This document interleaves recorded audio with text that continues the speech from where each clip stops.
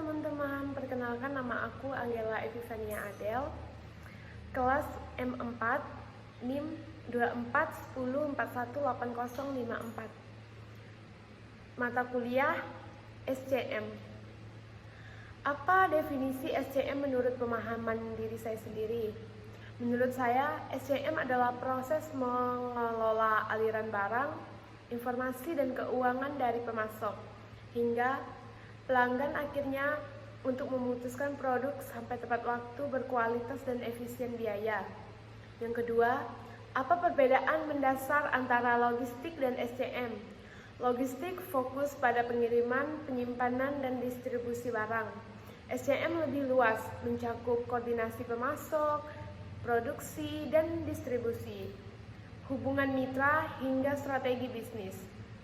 Dan yang ketiga, bagaimana SCM dapat menciptakan keunggulan kompetitif dengan mengurangi biaya operasional, mempercepat pengiriman, menjaga kualitas, dan meningkatkan kepuasan pelanggan.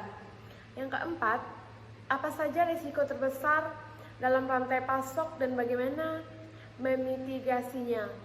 Risiko keterlambatan, kekurangan bahan, demam fluktuatif, bencana, mitigasi, diversifikasi pemasok, safety stock, forecasting yang baik, dan digital monitoring.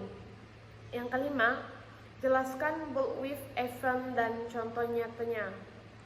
Bullwhip effect adalah ketika permintaan kecil di tingkat konsumen menghasilkan fluktuasi besar di tingkat pemasok. Contoh, panic buying saat pandemi menyebabkan stok habis dan pabrik kewalahan. Yang keenam, bagaimana Lotte dapat mengubah cara kita mengelola inventaris. Lotte memungkinkan pemantauan stok real time, otomatis, permintaan ulang dan mengurangi human error. Yang ketujuh, apa peran demand forecasting dan metode apa yang paling efektif? Demand forecasting memprediksi kebutuhan masa depan. Metode efektif, time series, Markhan learning. Dan yang kedelapan, kapan perusahaan harus outshoring logistik ke 3PL? Ketika perusahaan ingin fokus pada core business, tidak punya fasilitas logistik atau ingin menghemat biaya operasional.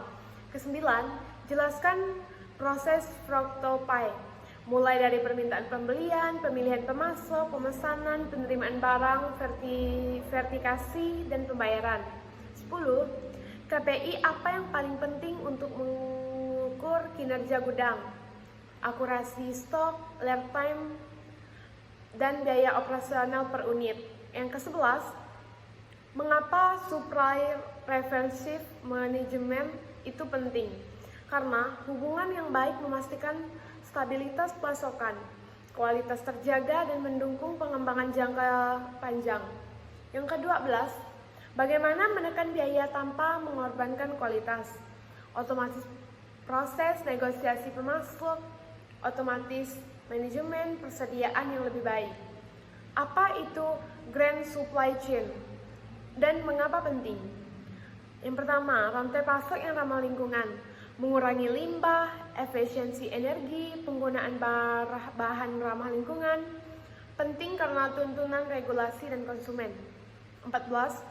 Bagaimana memastikan etika kerja pemasok di negara yang terpenuhi?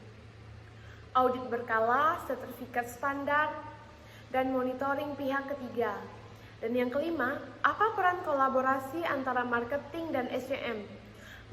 Marketing memberikan informasi permintaan, sedangkan SCM memastikan ketersediaan produk sesuai kebutuhan pasar. Yang ke-16, bagaimana AI dapat mengoptimalkan rantai pasok? AI membutuhkan forecasting lebih akurat, routing pengiriman, deteksi risiko, dan optimasi keputusan. 17. Apa itu blockchain dan potensinya di SCM? Teknologi mencatat digital yang transparan dan tidak bisa diubah.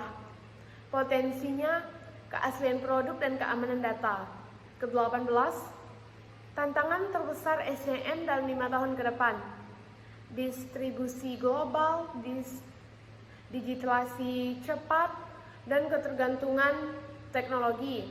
19, keputusan apa yang harus diambil saat menghadapi distribusi global seperti pandemi. Yang pertama, diversifikasi pemasok. Kedua, peningkatan cadangan stok. Ketiga, digilasi operasi. Keempat, perubahan strategi distribusi. 20, skill terpenting untuk profesional SCM di masa depan. Analisis data, problem solving, kolaborasi global, dan digital literasi.